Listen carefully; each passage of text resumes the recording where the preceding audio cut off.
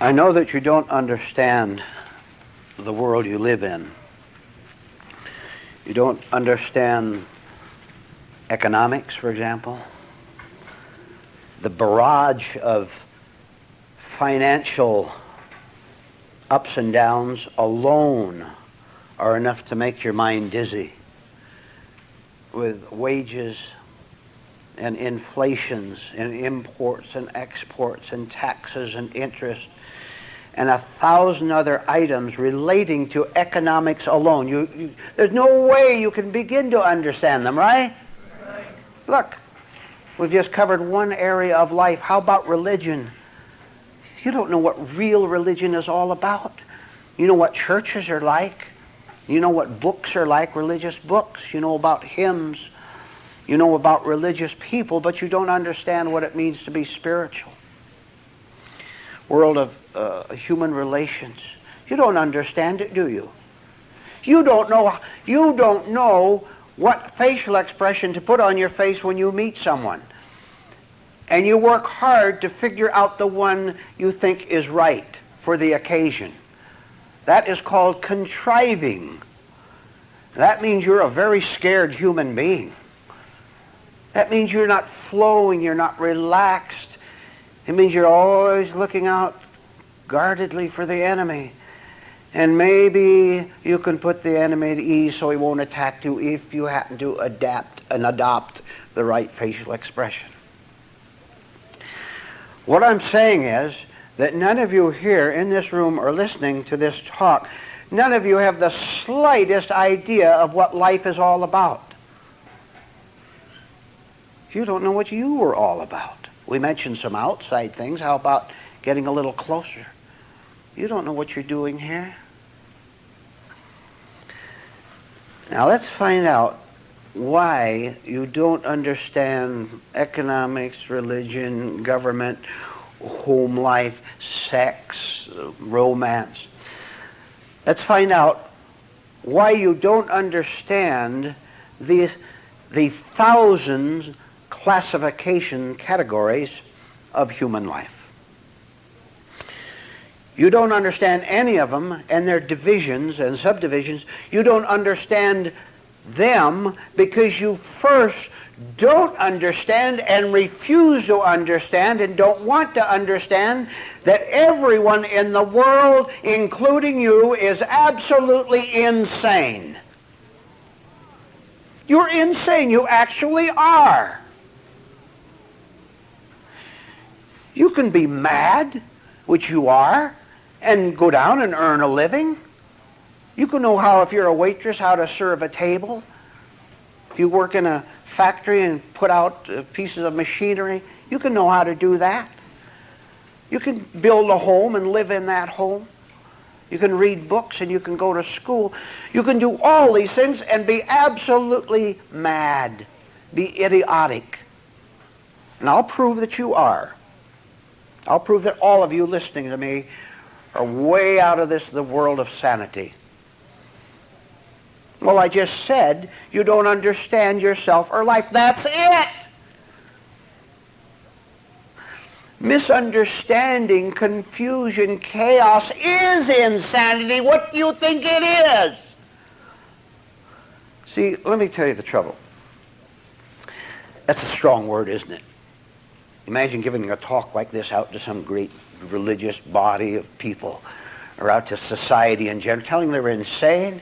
Look for the nearest exit. And the reason you'd be in danger, because it's a fact, right? They're ready to pounce on anyone who disturbs their daydreams of being nice and decent people. So, you see, you yourself, against the wishes of something dark inside of you, have to reach the conclusion that you're batty, crazy, use any word you want.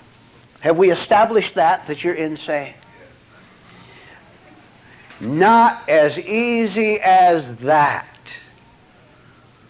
The simplest thing to do is to nod your head.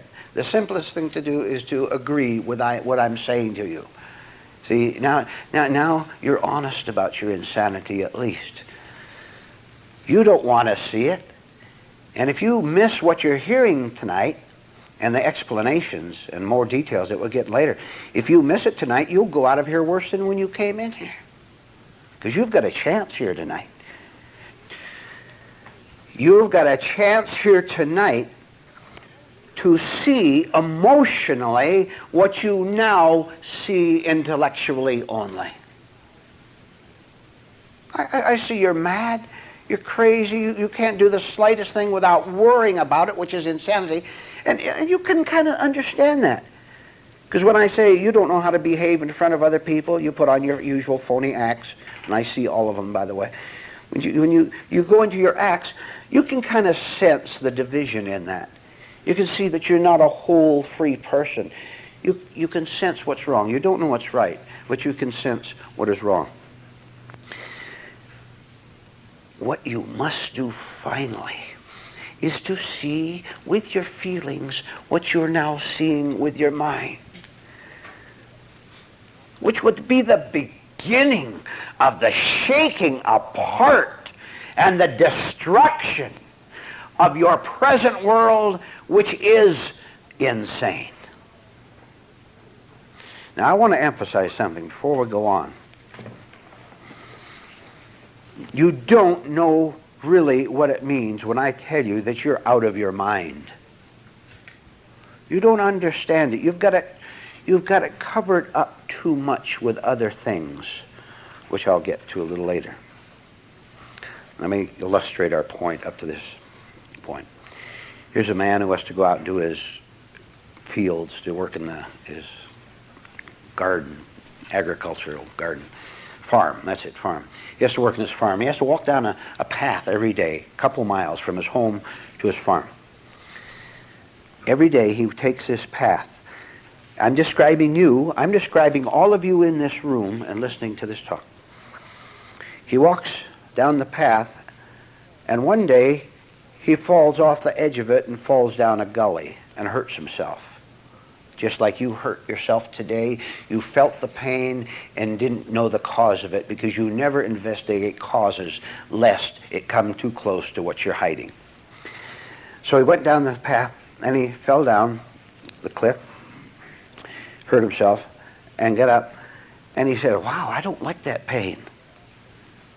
I've got the headache now, and I've got scratches on my arm. I don't like that.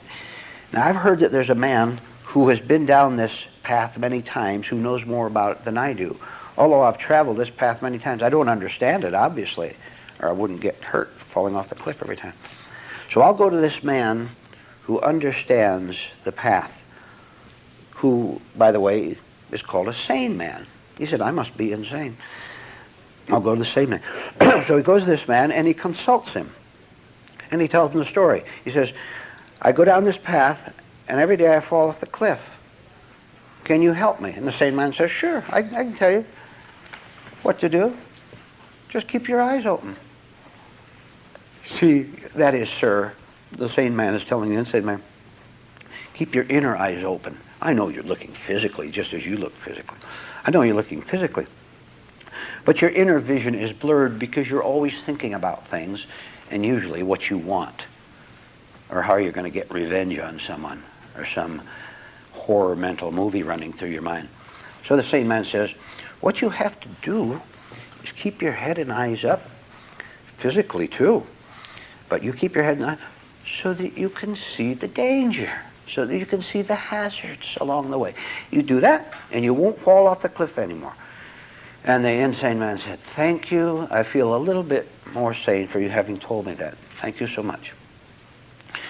So the next day, the man goes out to his farm down the path, and the next day he goes down, and there's a big rock slide that's dangerous. Everybody knows about it. But he goes past the rock slide, the rocks on the side of the hill, and the earth shakes a little bit. Some rocks come down and hit him, and he gets hurt. And that's been going on for a long time, too. So he says, well, I'll go to the sane man and ask him about this. So he goes to the man and tells him, look, every time I go by, there's rocks slide down. The man says, keep your eyes open as to where you're walking and go over a different way. You don't have to go along in the pattern you always go in. You can go a different way to get out to your vegetable field. The man said, thank you, that makes a lot of sense. So next time he went out to the farm, he came near a bear cave, and a bear comes out and attacks him. And he says, this goes on and on. I better go ask the sane man what to do about the bear. So he goes to ask the sane man about it. The sane man says, don't go near the bear cave. Have sense enough not to go near the cave. And the man said, why didn't I think of that?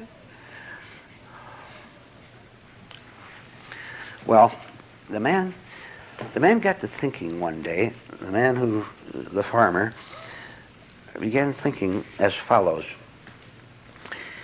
Every day I take this path and I fall down the cliff, or the rocks come down and hit me, or the bear attacks me. And every time I do this, I have to go for help. I think everything is well, and I'm going to avoid the bear or the pit, but something keeps happening, and I have to keep going to ask the sane man, the wise man, how to avoid the problem. I am not very intelligent to experience the grief over and over again. I'm not very intelligent to experience it repetitiously. Why don't I have sense enough to stop it altogether? I must be insane to enjoy being scared, to enjoy being hurt, to be assaulted by life. There must be something wrong with me to put up with that. Because the thought came to him, and it was so clear to him, misery is not happiness. I say I want to be a happy man, and yet I suffer this misery. There's something wrong with my mind. I must indeed be insane. So finally, he says, one thing left to do. Instead of having to go back to the wise man each time and ask him what to do about all these hazards, because there are thousands of them out there, instead of asking him each time what to do, I'm going to find out from him how I can avoid every single one of them. So he goes to the wise man. He says, I'm not going to ask you how to avoid the bear or the tumbling rocks this time. I'm going to ask you to help me to be as sane as you are. And the sane man said, you know, I've been waiting a long, long time to hear you ask that. I knew I couldn't force it on you. All I could do was tell you according to your question, to what you ask.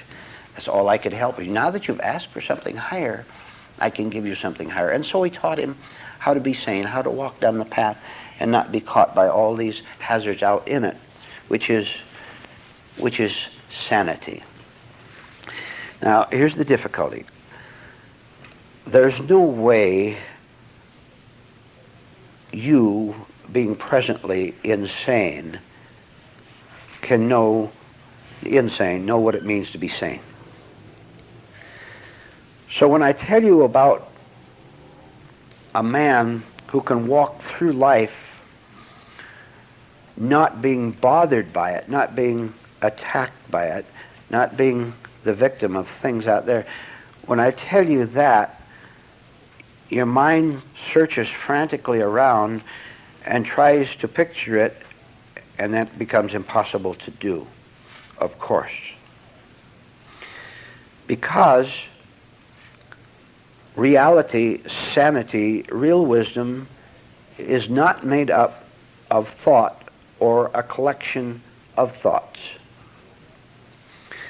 It's made up of a state in which thoughts cannot penetrate, a state, listen to this again, I said this a couple weeks ago, a state in which you have nothing to do with your own life. We have just found another definition of insanity. You listen to this.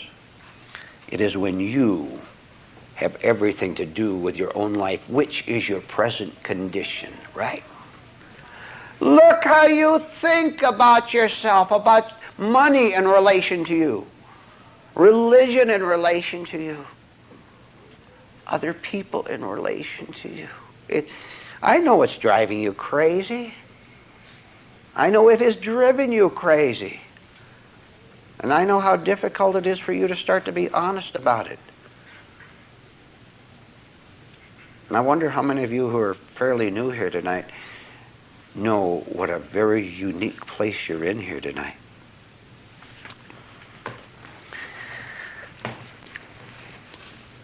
Insanity, a definition of insanity.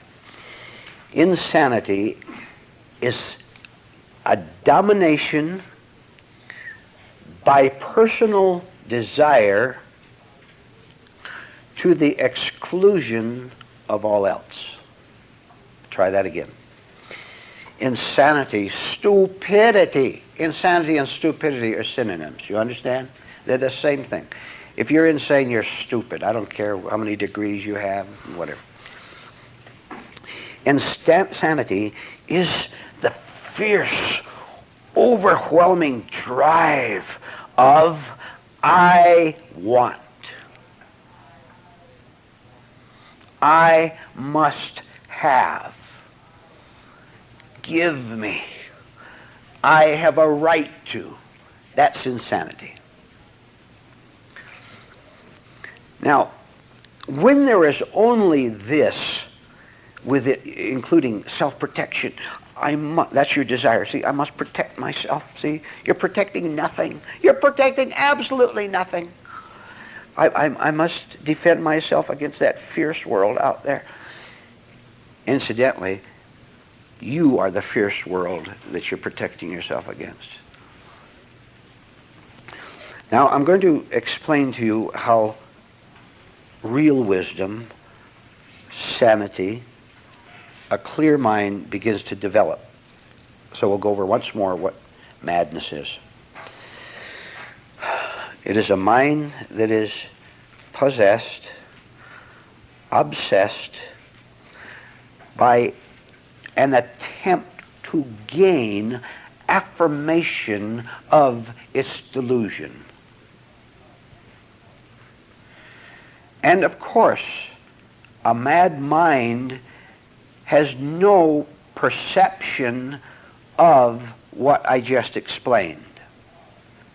If it could begin to understand that, it would soon, fairly soon at least, begin to become sane. A mad mind, therefore, is one that has nothing in it but a mad mechanical charge down the road after gratifications, rewards, benefits, excitements for itself. It wants to feel the vibration of its self-pictures, which accounts for people loving applause, flattery, someone who wants to take them out to dinner or give them a party. When you are flattered by someone in any way, and only an insane mind can be flattered, by the way, when you are flattered by someone, you feel a pleasurable sensation, do you not? And let me tell you what that is. Well, it's part of the lunacy that we're talking about. But when you feel good over some false reward from the world, and that's all the world has to give you is trashy rewards, when you feel good over it, it is the vibration of your self-image, which is simply a distraction.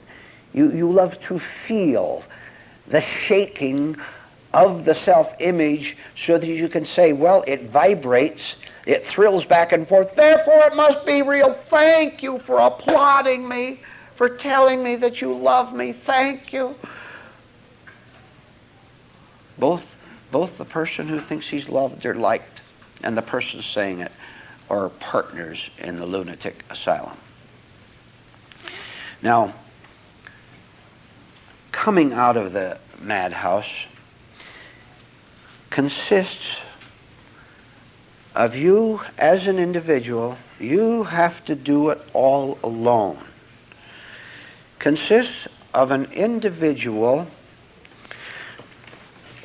permitting the entrance into his mind and entire system, permitting the entrance of one or more additional thoughts in addition to the mad thought of I want.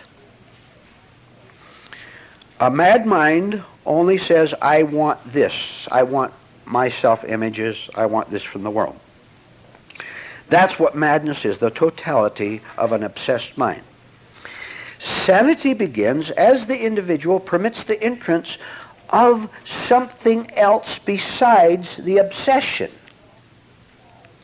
This means a number of marvelous revelations to him. This means, first of all, he has an ability to think about his insanity. A sane part of his mind can look over and say, did I do that?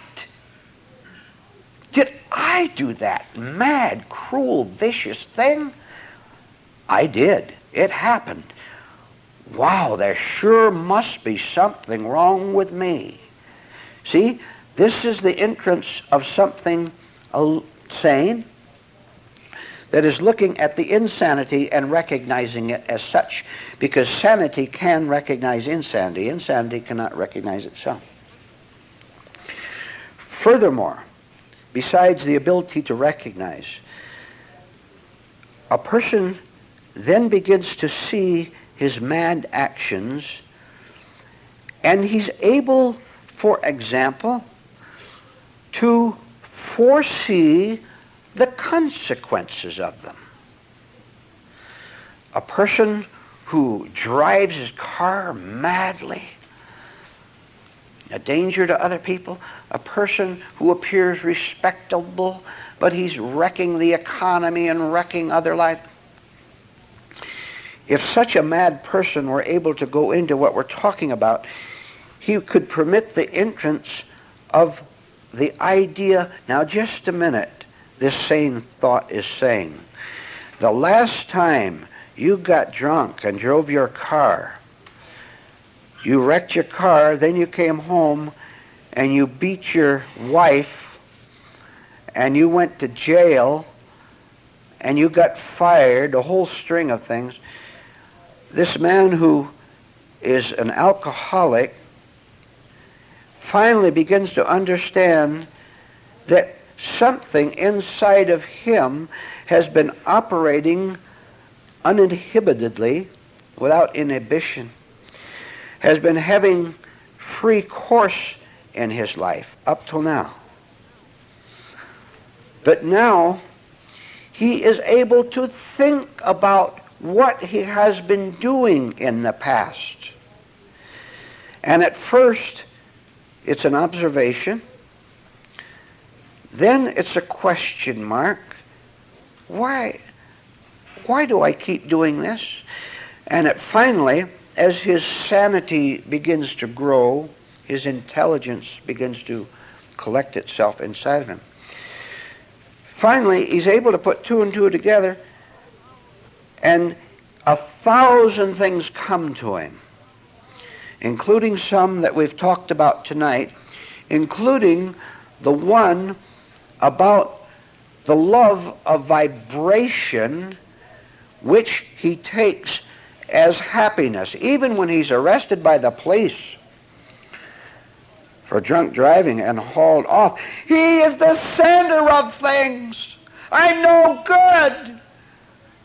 I hurt 3 people in that other car. I. See? He's obsessed, overwhelmed with me. That is insanity. But he's beginning to work his way out of the swamp. He has permitted the entrance of other ideas which look over at the wrong parts and say, just a minute now. It says, for example, just a minute, There are other people in this world that you have to consider in everything you do. Now, if you want to steal that money, or if you want to injure someone else, you have to remember that, for example, you have to remember that what you do unto others, you do unto yourself. What you do unto yourself, you do unto others.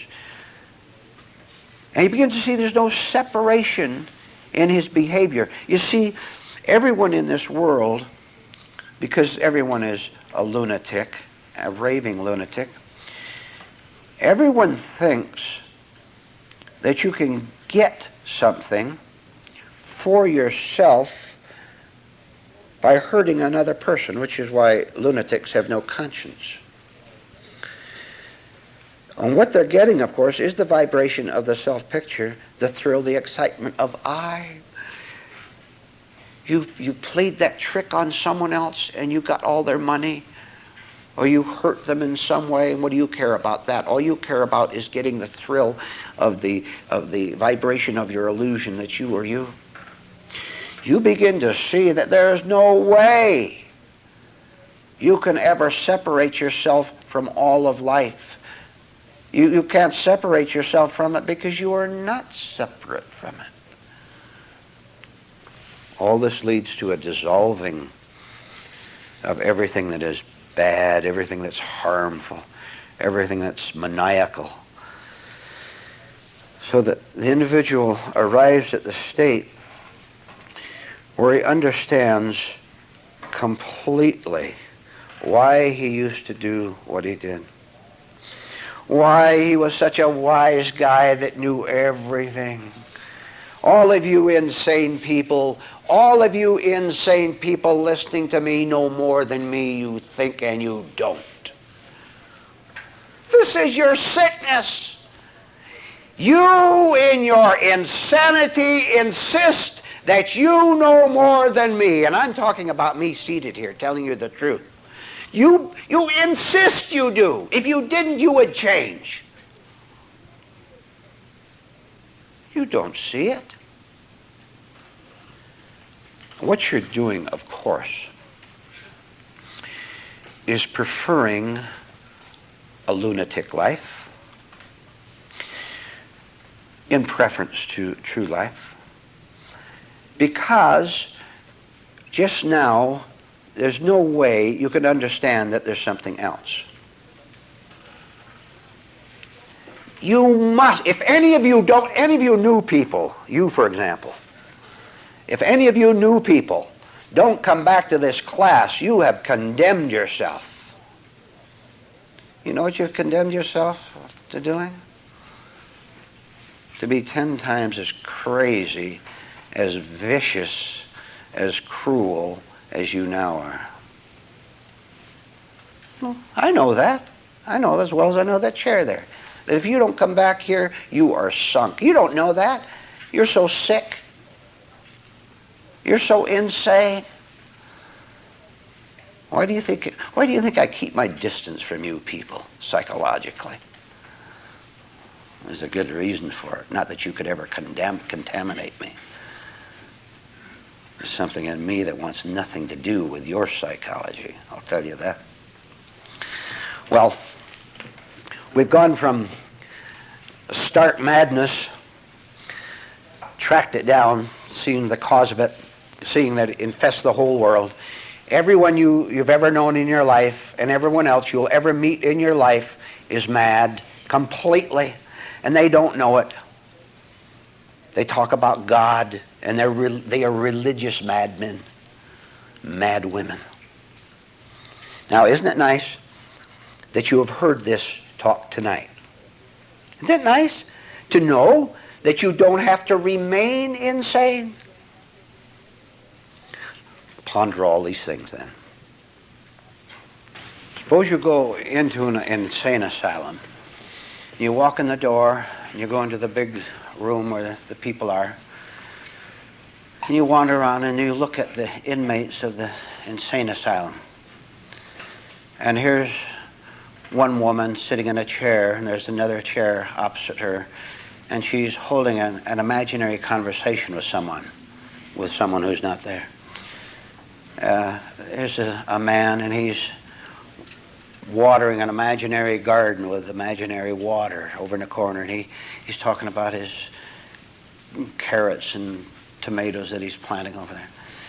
And here's a third person yelling at the top of his voice, exhorting the army to advance, things like that. And you're in there, and you say, wow,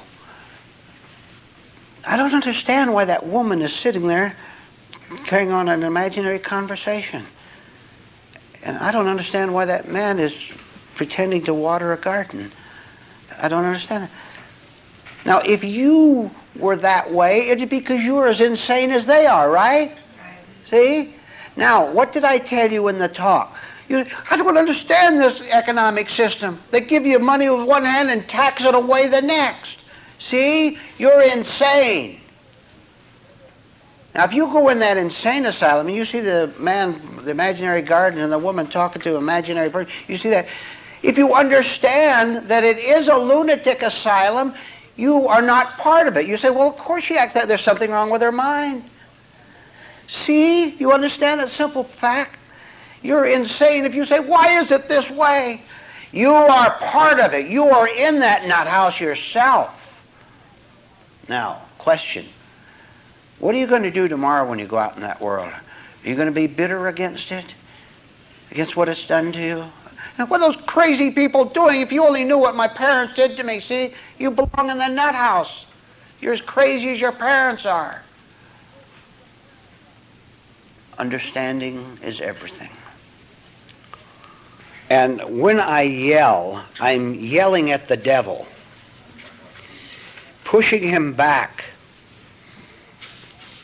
giving you an opportunity to admit this little bit of sanity that we've talked about, giving you an opportunity to admit it at that time. Because if you're alert, and I shout at the devil at the top of my voice, and he starts to shake, you can feel the shaking. You can see the shaking. And that seeing of it is the invitation to something higher, if you really see it. Who was it? Someone just said it a minute ago, I guess Eleanor, first time she'd known that all she has, all she is pain. Now, if you know that all you are is darkness, if you know that and you keep coming here, I will yell at that darkness in you for you. See? This is why it's absolutely, you have no chance at all out in that world. It's too much for you. Here, you're given a chance. Because what is here, what is in this room is stronger than every devil in the universe. One bit of rightness can defeat 1 billion devils, but you have to be agreeing to that. That's your part, to agree to let the light defeat the darkness inside of you. You don't have to do it. You can't fight. You have nothing to fight with. How can the devil cast out the devil? How can Satan cast out Satan, see? What you can do is be willing to be changed. And every fear that you have of what you hear in this class, I want you to know that that fear is a part of the devil.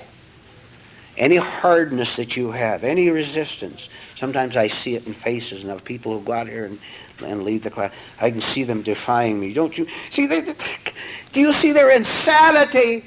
They think truth is trying to hurt them. You're already totally hurt. You're a wreck. The way you are now, there is no hope for you whatever. Repeat on that. Right now, the way you are hopeless. Here, the ray of hope will enter and chase out the rest. How many of you will agree that the world is not what it seems to be? How many of you will agree that you are not what you seem to be? How many of you will agree that even what you seem to be isn't too hot?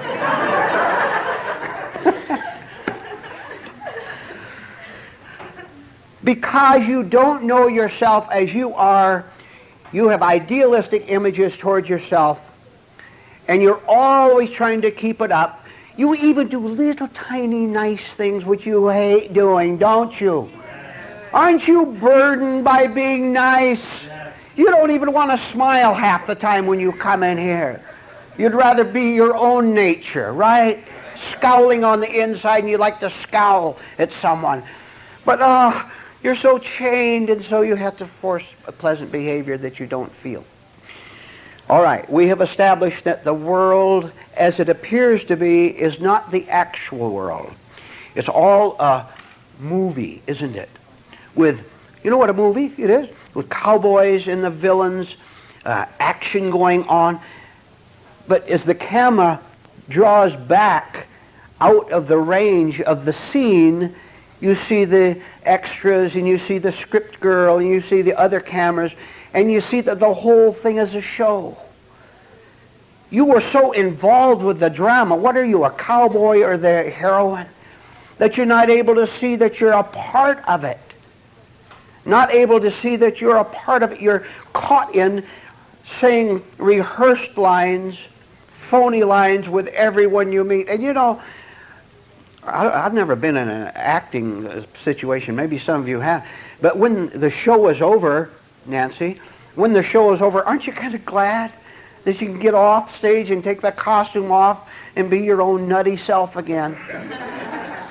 Instead of pretending to be so nice. Not in your case, of course, just the others. I'll tell you a little story. And this is based on an actual commercial business. There's a man who earned his living in a very unusual way. He owned a lot of property way out in the desert and mountains where there were rubies, you know, all hidden all up in the hills there where nature had put them millions of years ago. And so owning all this property, he put a little office and cabin up in the middle of his property, and he advertised that anyone who wanted to come to his cabin, and for a certain amount of money, they could go out and search for rubies. Find them, you keep them. Pay $10 for a day, and you can go out and search. And I understand that they actually do that in Arkansas, the only state where there is diamonds in the United States.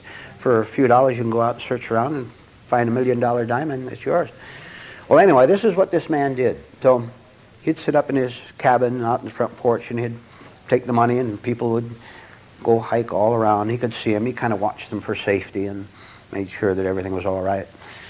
So he would be sitting there, and there was a dozen people out wandering around the hills looking for rubies.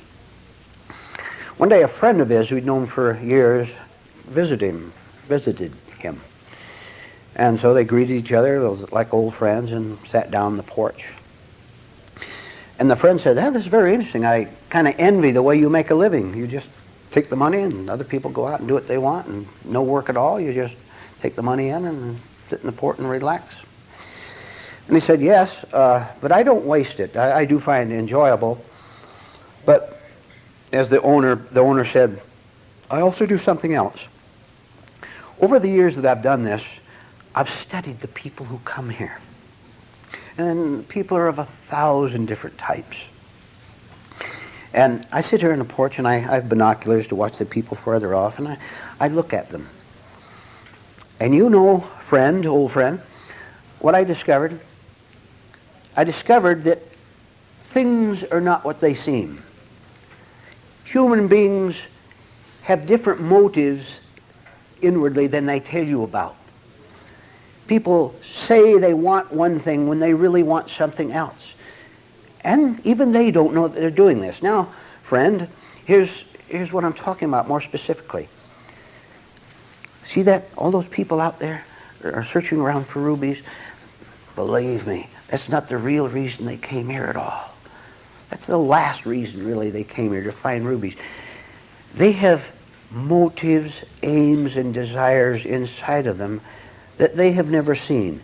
But I sit here, and I've got a lot of time to look and study, and it's fascinating to me to watch people behave, and they don't know the motive for their behavior, but I do. For example, see that young man over there? He's about a mile away from here. See that young man? He comes here about twice a month, And he pays his fee, and he goes out and pretends to be searching for rubies. And he does, because they're out there, and he might look down at the ground every once in a while. But you know the real reason? He comes here to meet girls. We've got a lot of single women who come here. We run ads in singles mags, and there's a lot of girls come here. So he goes out there, and I see him looking at the girls, trying to find prospects, which one will respond to him. He's not out there to find rubies. He doesn't want that.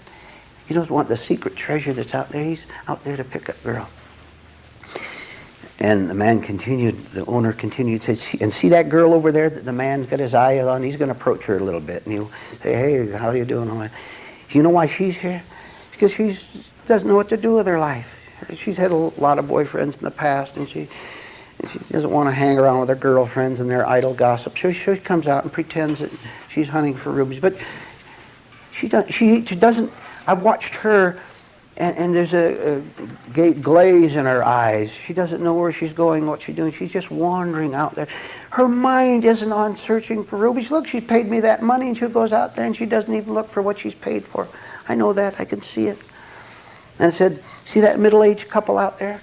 They've come here a lot of times. They talk. They're lonely. They like to sit down and talk, but finally they go out and search around and pretend that they're interested. But they sit down and they're talking. I know all about them, both information and deduction. For example, they're very religious people, and after church they come out here for the afternoon, and they're well off financially. You can tell that. That's their car down there, a very long, expensive, shiny car.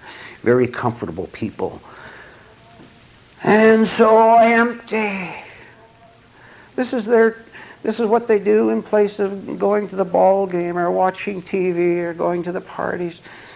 This is their form of excitement and distraction, to go out and pretend that they're searching for rubies. And the owner said, you know what happens?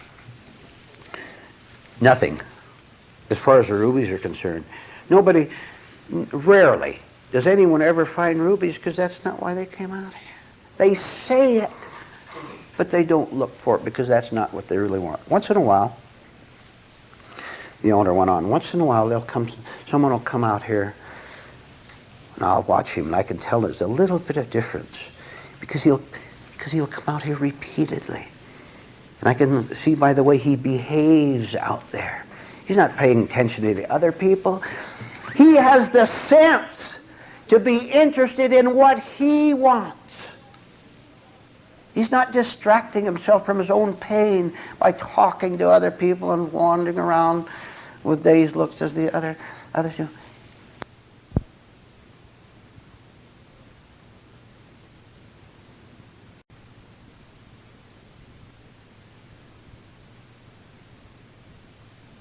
He's beginning to have a mind that can concentrate on what he's here for, on what is truly valuable for him. Once in a while, a man or a woman will want to find rubies, and they find them. Sooner or later, they find one, they'll come back, they'll find more and more and more. If I describe the world pretty much as it is, if I describe this phony world where everyone lies about what they want, they always tell you they want something virtuous, or they want something true. They want something that will make the world better. They don't want the world better. They want, as I've told you before, and this is very important for you to remember and to incorporate into your own inner teachings, all the average person wants in this world is more of himself. More of his mind, of his emotions, more of his disaster, more of what he already has. Because he can't yearn for anything else. How can falseness ever want trueness? See, so all we can do is kid ourselves and say that we want something higher when all we want is the lower, which is the only thing with which we're familiar. Clear so far that you're going to have to see through yourself, very, very carefully watching. And I'll tell you one thing in particular I want you to notice. This is extremely important. Everything is, but I sometimes say that to emphasize certain points.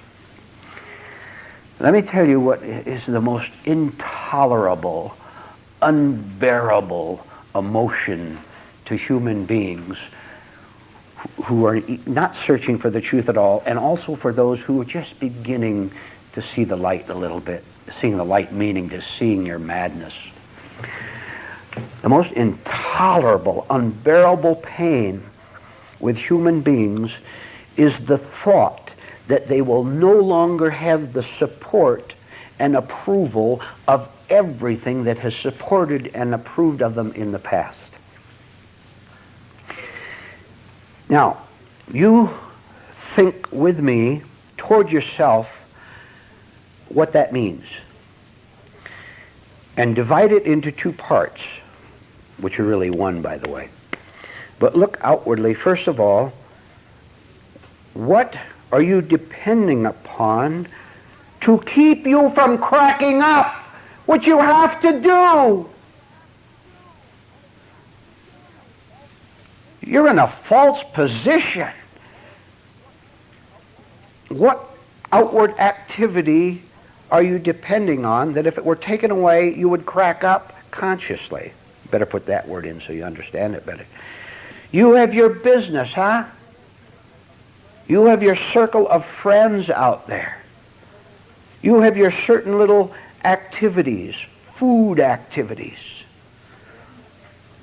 You have your ambitions towards something material out there. All of these, whether you've noticed it or not, are supporting and approving your life as it is. Now, what is your life as it is? It's wretched. Therefore, what you're depending upon, you're depending on something to keep your life as wretched as it has always been. And with great horror, you contemplate the day when something will come along and take away what you're clinging to, hugging so closely, because you were hugging you, which is nothing. Now, do the harder part of it. Your whole habit system of thinking, planning, hoping, getting mad.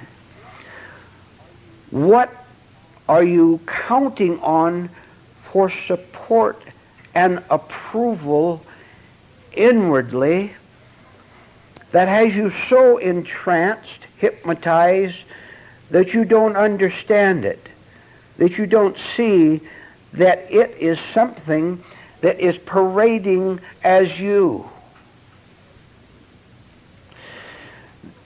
To the people in the world out there, believe me, the slightest, smallest thought that they're going to lose their support from the world terrifies them. And I mean the smallest. Look at trapped women. Trapped in a marriage or in a romance. And that woman is depending on a man. By the way, I always have to say this, lest you misunderstand. There is a right dependency of a woman upon a man. But that right dependency can only be what is right in the woman on what is right in the man. Now, that all right, clear?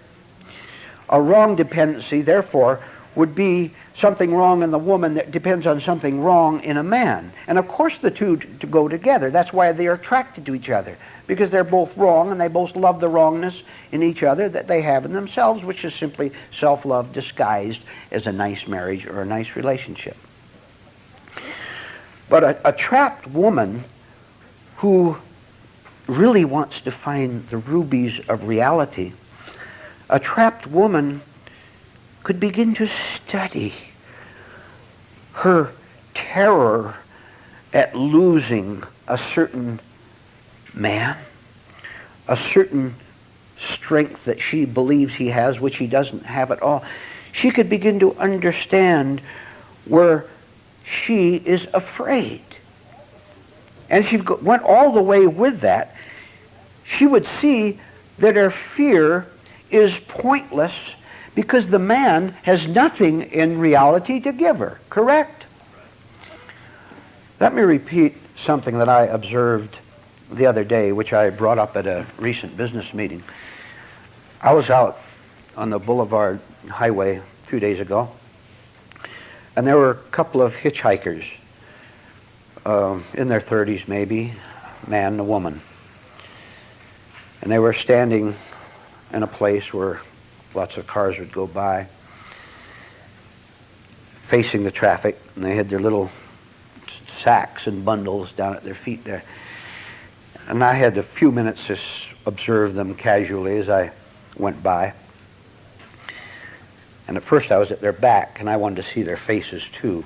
So the direction I was walking in, I could see them, look back and see them as they were. Now, have you ever seen defeated faces? Defeated people? Have you seen defeated posture? Defeated gestures? Empty eyes? That was them. See, look at the enormous psychology in it, just to begin with. Here they were, they probably had gone somewhere to find some work or to get something, and now we're returning from it. That's the impression I got. And they're always going to meet defeat, aren't they? Because they're always, as was said yesterday, you're going to take yourself wherever you go. You're always with yourself. Isn't it astounding how that simple truth nobody sees? What's the point of going anywhere when you were going to be there?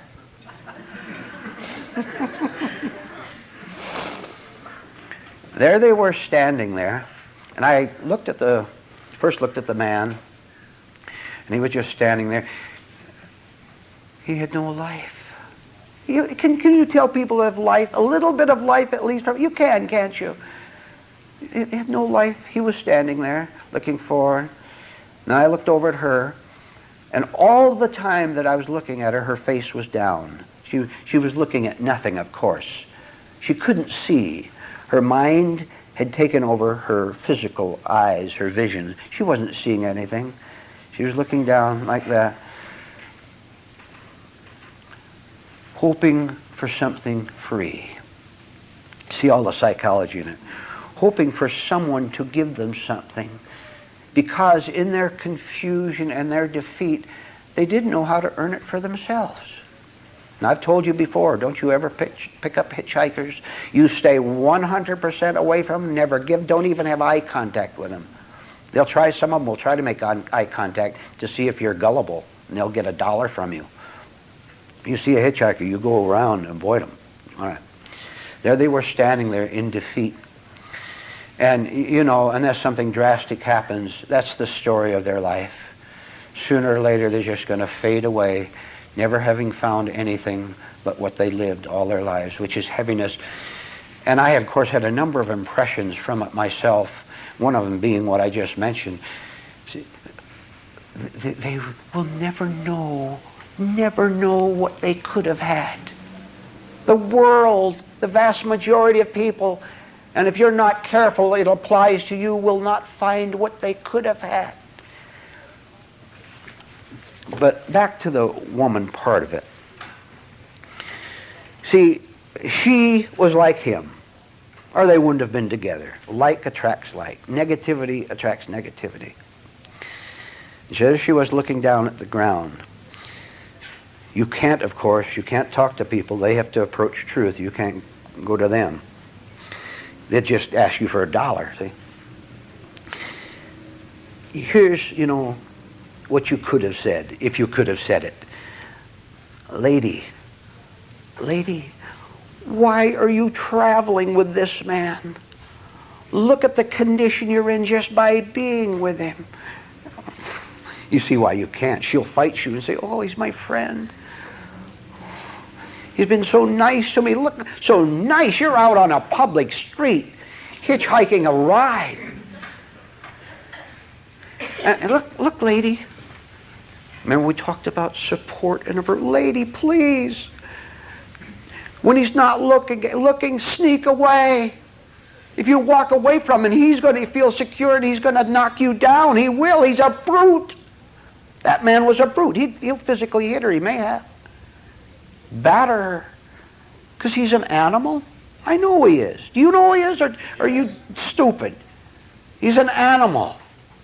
Lady, When you get back to where you're going, somewhere where you can get away and you can get a place to stay and get bread for a couple days, when you get somewhere, sneak away from him. You don't need him. You don't need him. What a way to put it. As if you need living with a tiger. How do you tell a tiger that? How do you see it is an impossible situation, but we're describing the world. We're describing how it's impossible for most people to even ponder the idea of giving up everything that has supported you, everything that gives you approval. And all people who finally make it go through this stage where they're in a condition of comfortable financial condition, comfortable home, comfortable activities, even if it's going out and playing football or going fishing, whatever it is. Everyone who's ever made it has understood that all these activities were an unconscious approval of your life as it is. For example, if you go fishing every Sunday and you begin to suspect there's something wrong with you, and you say, I'm not going to go fishing today, I'm going to stay home and read a book that I ran across, Book of Truth. Watch how something in you starts to protest, starts to get mad, starts to say, you lose me and you're going to lose your life. Watch it lie to you. Now, even if you don't succeed in staying home and reading a truly spiritual book instead of going fishing, even if you go fishing, you can keep the sentry on guard, and here you are out on the lake, here you're in the boat, all alone out there. And by the way, you see 2 or 3 other people out in another boat a short distance away, and they have their drinks, and they have their fishing poles out just like you have. And they are laughing, and you can hear them laughing. And you say, yeah, that's the way it always is, because you feel kicked out of life, huh? And you see all these things and you're jealous, but here you are in the boat. And you throw your line out, and you're really not paying too much attention to it, right? Because something is going on in here. And I guarantee you, if you go fishing when you're divided like that, the day will come when you're right out there at 2 o'clock in the afternoon on a Sunday, and you're holding the pole in your hand, and you don't even know you're holding the pole. All of a sudden, like a revelation from heaven, which is where it's coming from, by the way, it'll come to your mind, what am I doing here? I don't want to be fishing. I don't want to. What am I doing here? Your life will never be the same from that day on. You substitute going fishing for what you do. What is it? Having people over to your house, your hobby, whatever it is. See, truth is more faithful to you than you are to truth. It is 100% faithful to you, and you're very wishy-washy, aren't you? Even your 1% goes back and forth. So if you will remain alert to what's going on inside of your mind, that is what gives it the opportunity to bring this flash of realization to you. Or you're suddenly shocked to find yourself where you are and doing what you're doing. You will hear the clink of the dropping of one of the chains off your arm. You'll hear, figure of speech, of course. You'll hear it dropping down. And you'll go home. And now, a power that doesn't come from your past or from your intellect or from your emotions is beginning to teach you how to live in this world and forever. Because learning how to live rightly in this life is the same as knowing how to live rightly forever in the future life, which doesn't exist. The future life is the now life, of course. The words of a hymn came through my mind this morning, of a hymn. Do you know what the words said? Something like, we're not going to understand it now, but oh boy, when we get to heaven. That's what it amounted to. See the trickery and the deceit, the laziness and the evil of saying, I don't have to do anything now. I'm going to get a hitchhike ride to heaven. You're going to be waiting a long time. Always pushing away the responsibility of the sentry, of being alert right now to working. Anyone who says, I'm going to make it spiritually or any other way in the future is a very, very dangerous human being for you to be around. And oh, what a hazard they are to themselves. You follow that, don't you? How many of you have ever been caught doing wrong? Caught by other people and caught by yourself, huh? Now, I will give you a phrase that summarizes the whole extremely unpleasant incident. Remember Mama or Papa or a school teacher or someone said to you with a steely eyes and gravel voice, said to you, I know what you're doing. You knew what you're doing too, didn't you? Pretty emotional, wasn't it? But the message got through to you that someone had caught you doing wrong, whatever it happened to be. You can use that. Now you do the very same thing to these thieves and robbers inside your own system. You catch them, here's the sentry again, wide awake, alert, and you say, I know what you're doing. That'll scare them. And when they get scared, they tend to, as I said last night, they tend to vibrate. And you can notice that vibration, and you are that vibration. You are vibrating. Who else? Your present nature starts to vibrate. And you can see that vibration, you can say, I know what you're doing. Now, what does that mean specifically? It means specifically that you have caught yourself thinking a fantasy thought, thinking a greedy little thought whereby you're going to get something, seeing where you are indeed dependent on someone else. When you tell yourself that, I know what you're doing, that is extremely valuable because the watcher of that is not part of the evil part of you. Therefore, it being pure, it is strength in itself. And the strength, therefore, catching the weakness, which diminishes the weakness. I didn't say that it would be a pleasant experience to catch yourself any more than it was pleasant for you to be caught from someone else. But maybe when someone said, I know what you're doing, you were doing something very dangerous or stupid for your own benefit, right? You're doing something that if you had kept it up, if you hadn't been stopped, you could have ended up in the hospital or in jail, right? Or some other place. At least you would have injured yourself. So it is not, who said that correction is pleasant to our wrongness? That is what it is unpleasant to what is wrong. Therefore, the more the better. Go ahead and scream and holler, but catch yourself and listen to the screams over and over again. I have said that you have a certain part which is nothing but receptivity. That's what you have.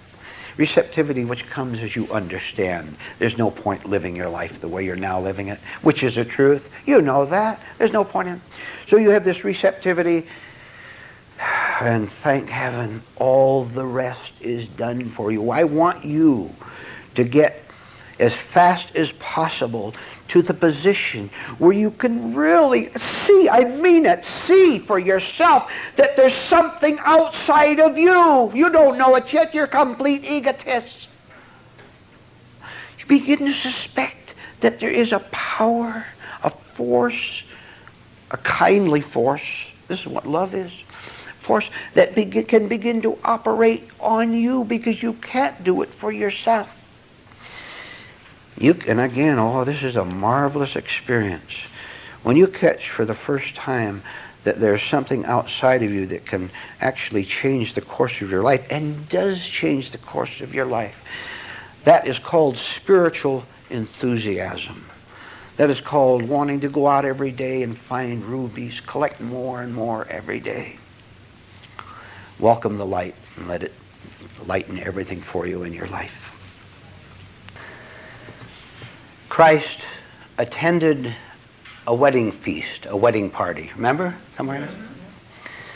Now here's a man who was one, who was integrated, who understood, who was completely sane. And here he goes out, maybe a few of his friends with him, disciples with him, and he goes out and there's a big party going on. And they had wine there. They had their food and no doubt good conversation and laughter and maybe music. And here Christ is, a unique man in the history of the universe, walks in and takes part in the banquet, in the wedding feast. Okay so far? Seeing all right? Now, you see, if you can understand it, and it isn't easy to explain with words, but I'm going to try.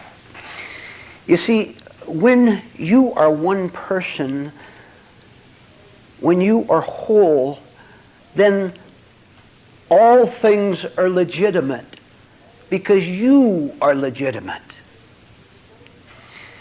Even if you go somewhere where the world behaves wrongly, that does not contaminate you, correct?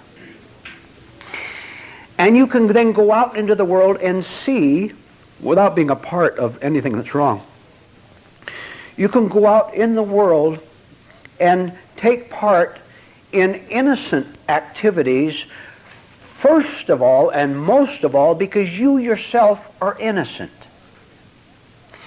Then that innocence can look out at a wedding feast, at a spiritual meeting, can look out and see where something is innocent and normal, socially, therefore fine, because that is a part of innocent, natural social life.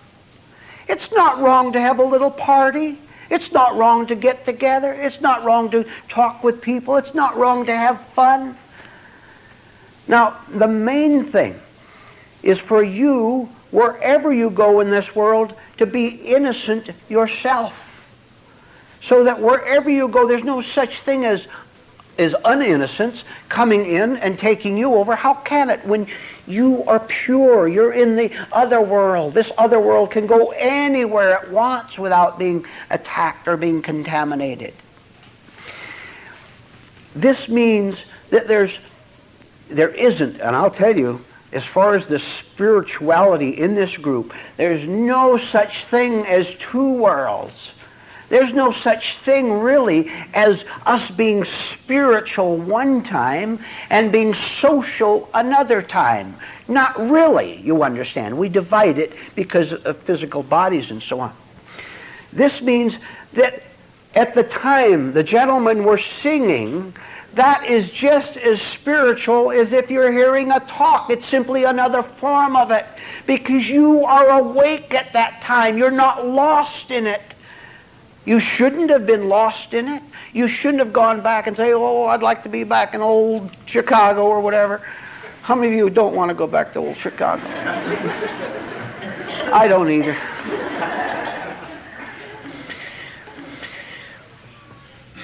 The world won't do this. The world wants its separate world so that it can continue to be hypocritical. Therefore, it builds up false spiritual situations. Therefore, it is divided, which accounts for the religious hypocrite who goes and prays on Monday and prays on, P-R-E-Y is on Monday. You've heard the phrase. The person who's leading a double life. We want one life. If you were alert and awake when that went on, if you're alert and awake during a banquet, you are truly spiritual.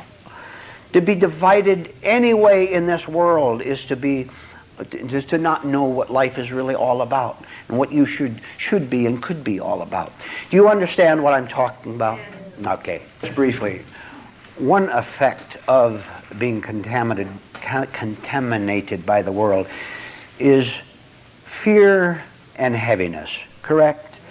You look out at the world, you go into where you work, and everyone is vulgar and crude. And look what they talk about.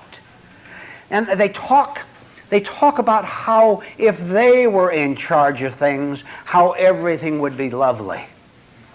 And look who was saying that. A man whose interior life is a tragedy, a mess. And do you know what unconsciousness means? Here's a trash barrel. That's what most human beings are, talking about cleaning up the world. And you look at them and, you're no longer shocked. You've seen it too many times, right? And there's a trash barrel talking about cleaning up this trashy world. And he doesn't even know he's talking. He's going a lot like that, and he doesn't know he's talking. All he is doing is talking. He has no awareness of it at all.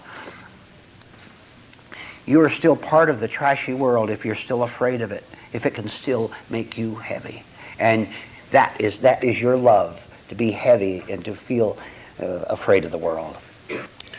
True spirituality has to start somewhere with a man or a woman. It starts with the physical. Because human beings have eyes and ears and other senses with which they can make personal contact with the physical world. You can touch a tree, you can see another human being, and so on. Now, in order to teach spiritual values to people, it is necessary, as with children, to begin to teach them in a way which they can comprehend. Now, since a child or a person older than that does not know what it means to be spiritual, furthermore has no apparatus for seeing the spiritual, they must be taught through the five senses as a preliminary lesson. Therefore, the use of physical objects is legitimate in the early stages of teaching human beings about something that is higher than themselves. Therefore, the use of buildings to meet in, you have a nice, neat building which accommodates a certain number of people, and over it, it says the name of the group. There's a physical building, that's fine, that's necessary. There is a teacher, a human being. There is religious literature. You can see a book and you can pick it up, and through the senses of sight, you can look at that book and get certain information from it, and on and on. In other words, the physical world is right and necessary as a first stage in understanding what is above the physical. All right so far? And this is what we do here. And this is what everyone else does in the world who's teaching religion of one kind or another. They have their books, do they not? All right. However, since almost every human being who is in religious work is a damaged human being, something goes wrong. And here's what goes wrong. The teachers, the preachers, the authors of religious books, they begin to appeal to the masses of people as they, in their own misunderstanding and evil, as they understand what other sheep like themselves want. Now, at this point, the use of buildings, of books, of physical human beings, and on, the use of those becomes illegitimate. Because now they are being used wrongly in the following way. The building then becomes a symbol of something that is higher, and people say, because I go to that building, or I hear that preacher, or I read that book, I am now spiritual. They make the mistake of making an automatic switch from the physical to the invisible and say, because I can see the physical, I am spiritual. Understand? Now, knowing this, religious charlatans play it all out 1,000%. This accounts for the love of religious people just simply walking around and carrying a religious book so that they see and other people see that they have a religious book, and they take the physical as being the invisible. You see, truth is invisible, isn't it? And they say, see how invisibly spiritual I am? I must be. There's the evidence. There's the symbol of it, the book.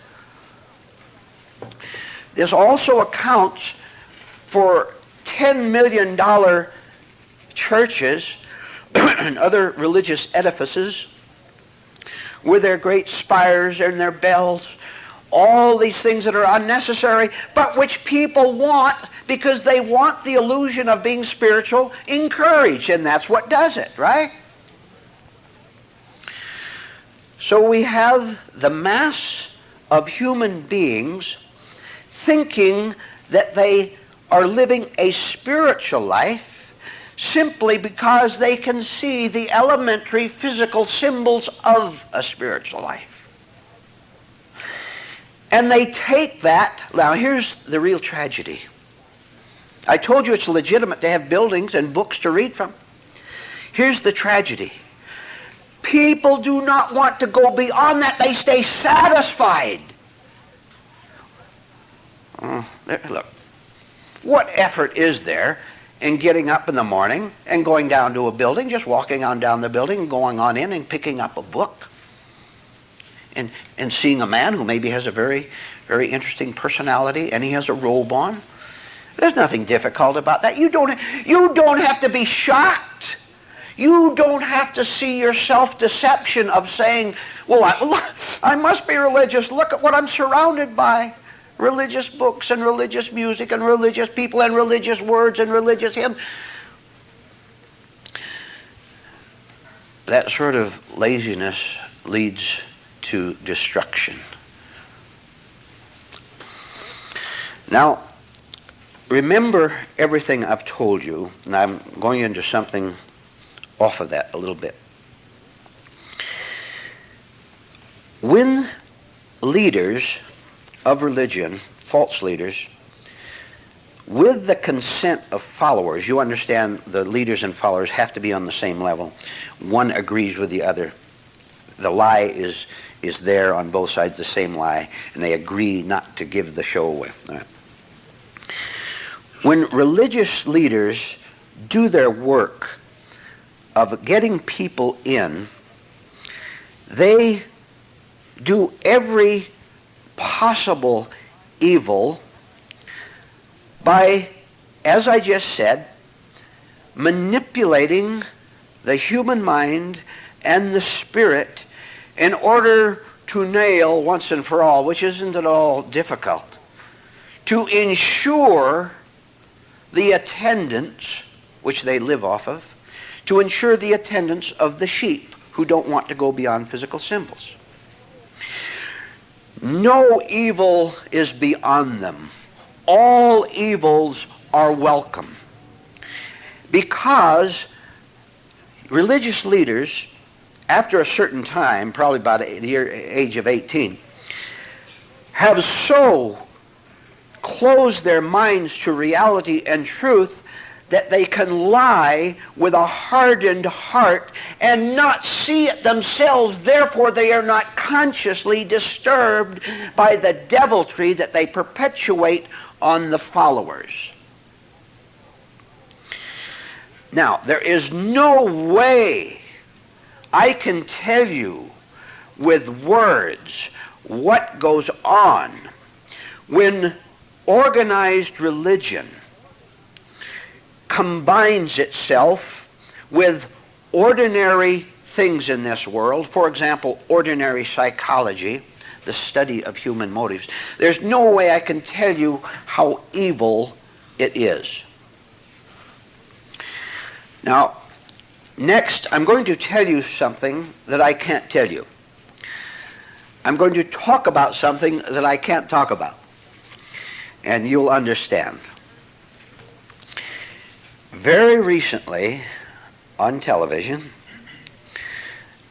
I saw a religious program, spectacle entertainment. You've seen them, haven't you? All the backgrounds of the marvelously dressed cast. The theatrical production was perfect. The backgrounds, the fountains, the music, the strolling from one position to another casually. You know, you've seen it. Now, right in the middle of this production that I saw something, and forgive my immodesty, that I doubt that any other human being who, of the millions who probably saw that, ever caught. The viewers caught. And also, if I were to explain to you what I saw, which I can't, and I'll tell you why in a minute. If I were to explain it to you even in detail, you would not believe it. You would not believe what I saw. You would not understand it. Because so many branches of knowledge are involved so that you have to put 7 or 8 of them together in order to see the whole picture. And one of them, which you would have to see to comprehend what I saw, was the science of psychological manipulation of the mind, combined with what is commonly known as if I can say the word, subliminal influence, which simply means a message that is not given directly to you because it would shock you and you would resist it, but it goes around and sneaks up on you so that it comes in the back door and then it becomes acceptable to you. For example, something very much concerned with sex. If it was said directly to you, you'd get embarrassed and you'd block out, and blocking out you wouldn't be able to understand. So it snuck around. Remember years ago, maybe they still have them, I don't know, they used to show pictures in magazines, find the faces in the woods, and it'd show a human face out there. Well, that's more, that's an idea of this subliminal advertising where it's vague, but you finally see it. Now, this particular scene, which I can't explain to you, but I will watch how your reaction to as far as I can go with this. Remember, this is a religious program. It had to do with the sex act itself. Right in front of the viewer's eyes, and nobody saw it. I know exactly why they did it. Years ago, I used to study this very carefully, is how advertising. You understand how these TV programs are made? Well, if you don't, I'll explain. back in New York City or Chicago, wherever, on Madison Avenue, who comes together? The religious TV people themselves, the church, the group, whatever, the TV people, the technicians or the presidents or whatever, and most important at all, the experts who they have made a deep, dark study, it's dark because they use it, evil, into what people really want. See, you remember their surveys they used to have? A man would go to the door and ask people what's their favorite magazine, and everybody would say the Opera Monthly, And if that was true, the Opera Monthly would sell 1 billion copies a month. Everybody lies. All right. Now they know this. They know what people really want. And they know that sex, food, and money are always foremost. There's at least 3. There are a lot more.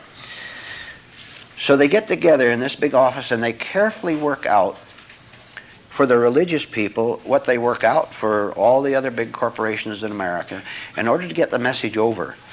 And this is a whole subject in itself, and we can't go into it, but very, very briefly. And you'd have to study it in order to see it. I said it's a special branch which you'd have to know thoroughly to understand everything I'm talking about. They have even print the word sex on certain bottles, all covered up.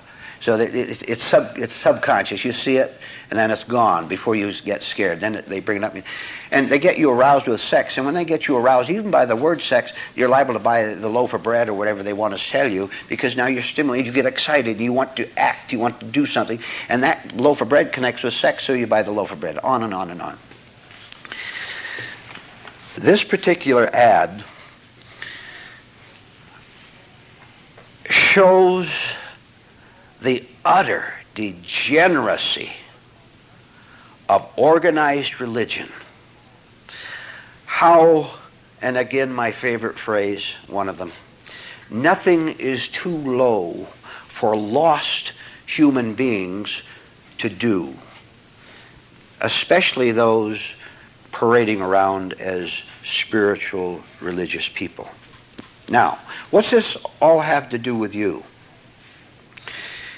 It has to do with you understanding that you don't understand what is going on. How many of you can still fall for just any ordinary ad, repeated over often enough, and you go down and buy it? You think you have to have it.